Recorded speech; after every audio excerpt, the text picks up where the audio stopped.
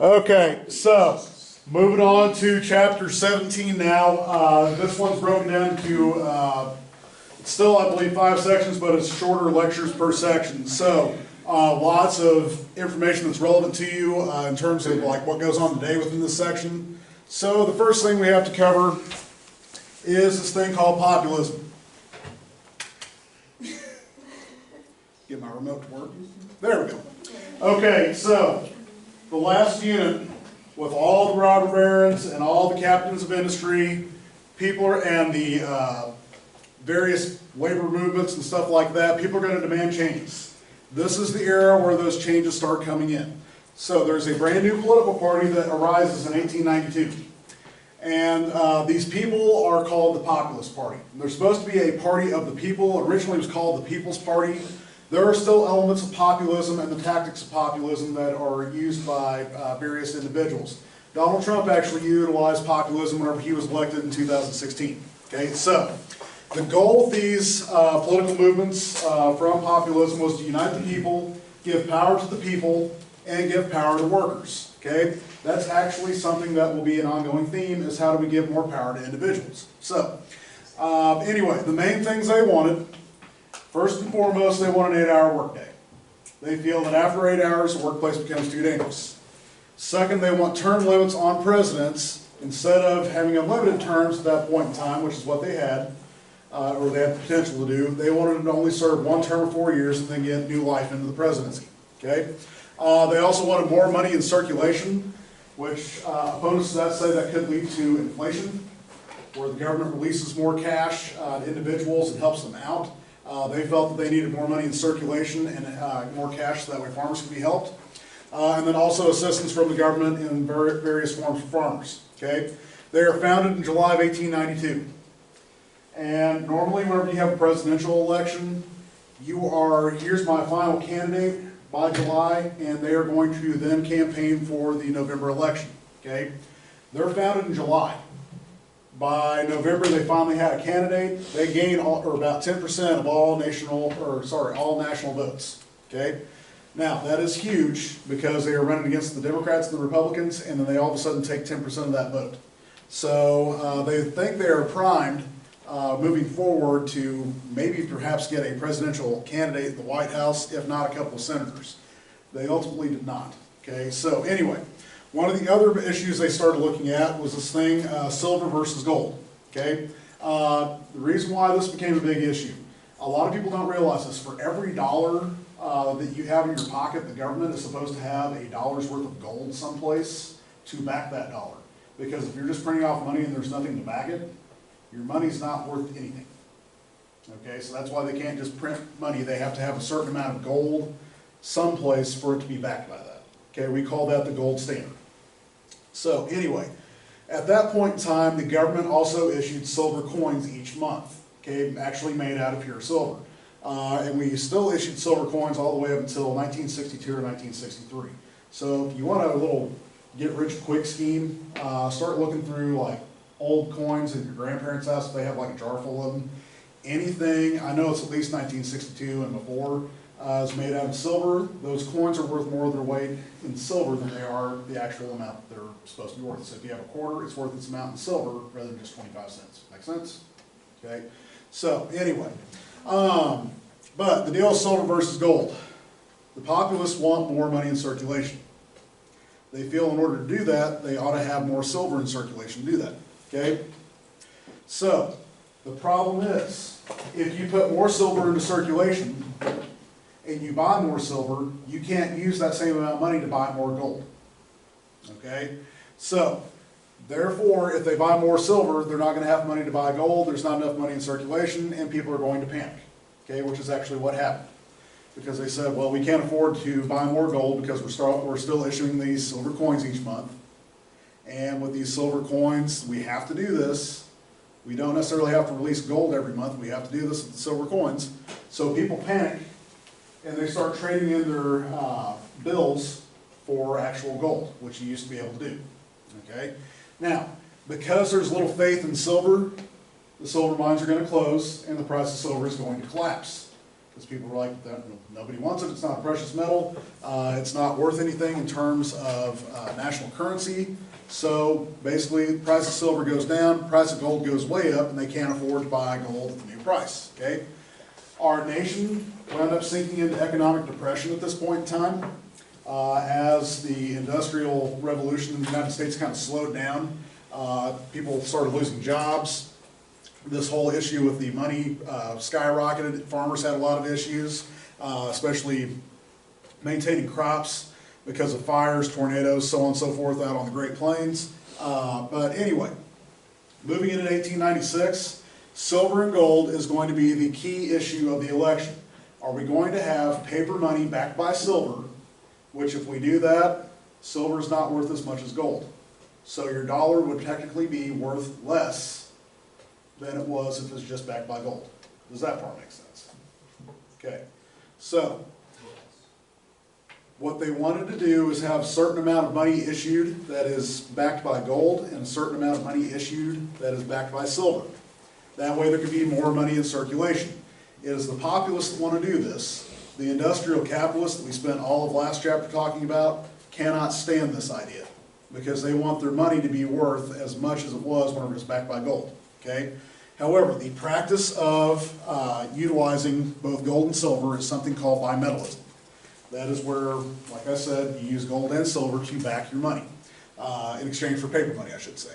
And again, we've been utilizing up to this point in time something called the gold standard, where money is only backed by gold. We still, spoiler alert, we still only use the gold standard. Okay? Now, the end of the Populist Party, and I know I just introduced them. They are only officially around for 4 years, but like I said, there are elements of populism still around to this day, and I'll talk a little bit about what that is. Okay? So, in 1896, the Populist Party has a convention, like the other parties do. They nominate a guy for president. His name escapes my mind right now. Okay? But the Democrats are heavily divided on who's going to run for president at that point in time. And I believe there are about 6 different candidates that stand up at this convention and deliver speeches. The front runner is actually a guy from my hometown of Lebanon. His name was Richard Parks Bland. To give you an idea of his ideas, and of course everybody's going to think this is hilarious, his nickname was Silver Dick. Okay? Because his name was Richard, and he wanted a silver-backed currency. So he was, yeah. So, this is why he earned that nickname. He was the front runner, and he was a U.S. representative from Lebanon. He represented southwest Missouri. Well, he is the front runner going into this election. This guy named William Jennings Bryan, who happens to be the Buffalo Bills of the 1990s, you don't know anything about them, they lost the Super Bowl 4 times. He lost the U.S. presidential election 3 times. Okay? This is the first time he loses the presidential election, so another spoiler alert. But William Jennings Bryan, a guy from Nebraska, who's going to come up in here all the way through whenever we talk about the 1920s, runs for president as the Democratic nominee. He actually beats out Richard Parks Bland because he delivers a speech called the Cross of Gold. And there's this famous line, you'll actually look at part of this speech here in just a bit, but there's this famous line within the Cross of Gold speech that says, "You shall not crucify mankind upon a cross of gold." What he meant by that was, if we have only the gold standard, you are basically, quote unquote, crucifying the farmers and the little people that cannot afford to make ends meet because we don't have enough money in circulation for them. Okay? So he uses imagery to do this. Or religious imagery to do this. So, anyway, while he runs, the Republicans actually get together and they select a guy from Ohio by the name of William McKinley. William McKinley actually was handpicked by Carnegie, Rockefeller, J.P. Morgan, and all those industrialists because he would not go after the trusts. Okay? His first vice president was a guy that died, and whenever McKinley runs for election in 1900, his new vice president is a guy named Theodore Roosevelt. We'll talk about how he rises to power later on. But while McKinley was not going to break up trust, Roosevelt actually took pride in breaking them up. So a little bit of a downfall there later on, but that's jumping ahead in another chapter. So anyway, things you need to know about populism as we move forward. Populism is what they consider to be a successful failure. Reason being, It leads to something called the Interstate Commerce Commission, in which railroads are regulated by the Interstate Commerce Commission instead of individual states. Federal government sets up a board. They set the rate for shipping and for taxes and various other things as they ship these along. Okay, parts of that still exist to this day. The Sherman Antitrust Act also comes out of the populist movement, which we talked about extensively last unit, in which they started breaking up some of these big companies. Again, it takes Theodore Roosevelt getting into office to actually make that work. Okay, they are also responsible for 2 constitutional amendments. The first one being income taxes. Remember I was talking about they want more money in circulation, more help for farmers. Well, these taxes are going to be used for some of those programs. Okay, income tax has not been collected in U.S. history up until they passed the 16th Amendment. 17th Amendment is the direct election of senators. Okay, remember I said they wanted more power for the people? One of the things they wanted that I did not mention earlier is, does anybody remember who used to select not state senators, U.S. senators? It wasn't the people. President. Wasn't the president. Vice President. Wasn't the vice president. It was state legislatures. Literally, you would vote for your state representatives, and your state representatives and senators would select who goes to Washington, D.C. on behalf of your entire state. Yeah. Yeah, that's fine. So, anyway, you have the direct election of senators now passed to the people. Okay, there will be more changes in voting from where we go from voting in those jars to a private ballot that I'll talk about later on this unit. But anyway, the big thing is now you get to pick who goes and represent your state, and also through a primary process. So, as I mentioned before to you all here, that I was going to ruin one of your childhood movies for you. Okay, The Wizard of Oz is actually imagery for populism. Okay, and you all have seen the movie. You probably have never read the book, though. The book is a little bit different than the movie. Okay, here's why. Okay, so in the book, Dorothy actually has silver shoes instead of ruby red shoes. The reason why they were ruby red in the movie is because they wanted the color to pop just a little bit more. They've been making black and white movies, and this is one of the first major color films. Okay, however, originally she had silver shoes because the silver shoes were going to take her to where she needed to go. Okay, and bring her out to the promised land, essentially, or take her home. So, anyway, Dorothy herself is supposed to be like the common person who populists wanted to appeal to. Okay, so anyway, and within there's all the stuff that Dorothy learns basically who she is throughout the film and the book, and she was too innocent at the time to realize just how much power she had. The witches, there's the good witch, supposed to be the universal goodness, people want to take care of each other. The wicked witch of the east down here, if you think about it, I can't remember, you all probably have seen it more recently than I. The wicked witch of the east is the one that got the house dropped on her, right? Okay, so those are supposed to represent the industrial capitalists such as Carnegie and Rockefeller, who the government was going to crush with populism. Okay? The Wicked Witch of the West, the one that was green in the film, is supposed to represent nature. If you remember, she came in with fire, and she went away with water. Okay? And melted with water. That was supposed to represent drought, that was supposed to represent the fires on the Great Plains, and of course the green also alludes to nature. Back to other imagery. Emerald City is supposed to, of course, be Washington, D.C. Yellow Brick Road was the gold standard, but again, you're using the silver shoes on the golden road to get to where you need to go, so that represented you needed both of them.